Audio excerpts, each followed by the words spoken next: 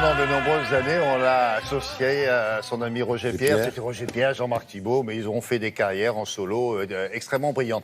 Et Jean-Marc Thibault, puisqu'il a disparu le 28 mai dernier, il avait quand même 93 ans. Et Jean-Marc Thibault, on le cantonne souvent, voilà, à ce rôle dans Maggie, mais il a fait bien d'autres choses.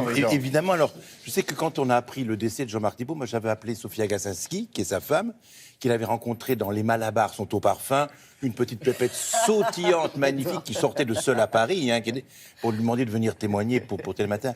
Elle m'a dit, écoute, je suis dévastée, je n'aurai pas la force de parler de mon mari face à une caméra de télévision, son mari qu'elle adorait, bien évidemment. Elle m'a dit, le mieux, sois gentil, montre à quel point il ne faut pas cantonner Jean-Marc à ce rôle de sketch, dont certains ont plus ou moins bien vieilli avec Roger Pierre, mais c'était un comédien qui aimait son métier, un homme de culture, un homme d'humanité, et qui adorait faire des compositions d'acteurs. Alors quand il a quitté Roger Pierre, il a plein de films dans lesquels il joue un vieux fasciste méchant, un patron d'entreprise odieux. Il adorait saccager son image de mec de télévision, comme ça, sympathique, de rigolo. Il adorait saccager ça. Et faire vraiment des compositions de personnages acides, cruels, méchants, venimeux. Attendez, regardez cette photo là. À gauche de la photo, ça, c'est Georges de Caunes. Oui. Et à droite, c'est Gilbert. Quel Gilbert? C'est le mari de Mariti, Gilbert Carpentier. Gilbert Carpentier. Voilà, vous les voyez sur un plateau de télé, là. Alors j'ai pensé que le mieux, donc, on la connaît toute la période avec Roger Pierre. René Château nous a prêté tous les DVD. Tous les films sont chez Château. Faites donc plaisir aux amis, les gros bras, les motards et tout ça. Mais j'ai voulu réunir pour rendre hommage à cette carrière fine. Je crois qu'elle est là, Sophie, à droite. Pour cette carrière magnifique de Jean-Marc Thibault, les deux cinéastes. Le dernier qui l'a dirigé, Fruits mûrs, donc Luc Béraud, qui était le dernier qui a dirigé Jean-Marc Thibault pour un téléfilm de télévision, et puis Jean Marbeuf, qui a dirigé à 6 reprises Jean-Marc Thibault. Bon choix. Donc ce sont les deux ensemble qui vont nous évoquer quelqu'un un amoureux de la vie, un garçon formidable et un excellent comédien qui n'était pas seulement un petit comique rigolo. Voilà. On lance le sujet. Qu'est-ce qu'il fout? Non mais qu'est-ce qu'il fout? Tu te rends compte, il est midi moins le quart. Pas d'heure pour les 5 à 7. Ouais, je commence à en avoir jusque-là de Jean-Louis, moi. Déjà au catéchisme, il draguait les enfants de Marie. Et toi, tu draguais qui, mon chéri? Oh, il s'agit pas de moi. Et quand il a eu son accident avec la Porsche, il a emballé 2 infirmières avec une jambe dans le plâtre. Il a beaucoup de charme. Non, je t'en prie, hein. Je suis le patron d'un garage, pas d'une maison de rendez-vous.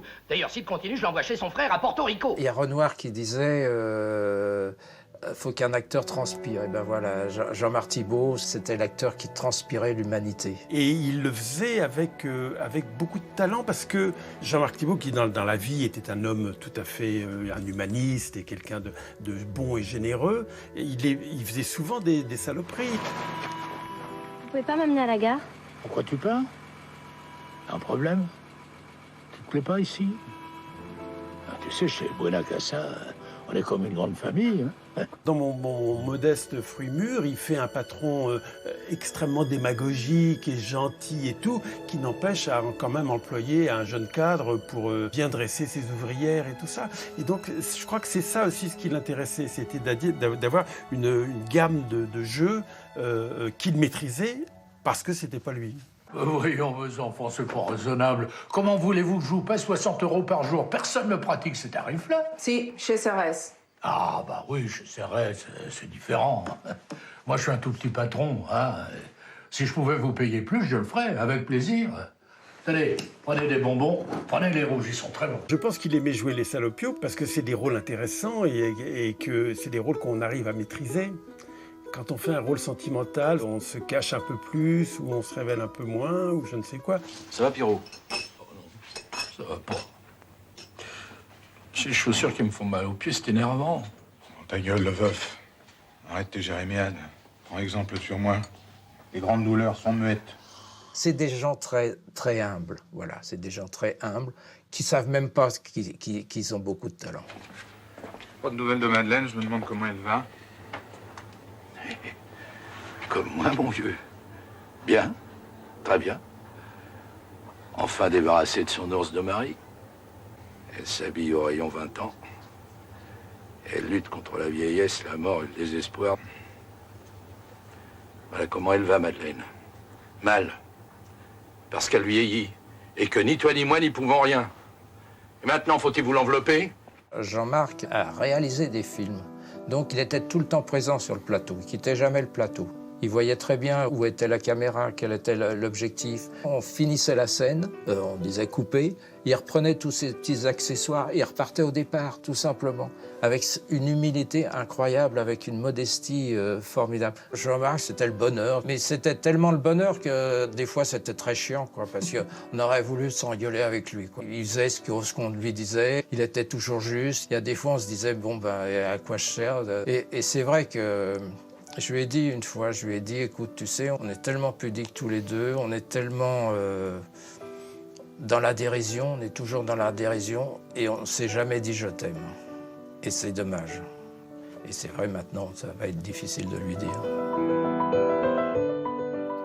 Et vous l'avez vu, la compagnie des meilleurs, hein, Roland Giraud, Guy Marchand, Devers, Coluche, Miu Miu, et j'en oublie. Formidable. Alors donc, tous les premiers films de Jean-Marc Thibault, on les trouve chez René Château, on va vous les montrer. Vaudeville, voilà tous, enfin, on en a montré 5. Vaudeville qui existe chez... Enfin, c'est un film qu'avait produit Marbeuf, donc on peut trouver en salle. Les Frimures, c'est un film de France Télévisions. Et ce que je veux dire, c'est que fera son dernier voyage, Jean-Marc Thibault, le 12, lundi prochain, le 12 juin, à 10h, dans la paroisse Saint-Roch. Hommage lui sera rendu et les gens l'accompagneront. Et si je peux me permettre, Sophie m'a raconté qu'elle lui avait mis une chemise, parce qu'il adorait faire du cheval en Camargue. Ah oui. Et il habitait en Provence. Elle lui a mis une chemise pour partir, une chemise de gardien. De gardien. Et c'est très, très Et émouvant. ça vous touche personnellement, Comme je comprends. J'adorais son talent de comédien. Merci beaucoup.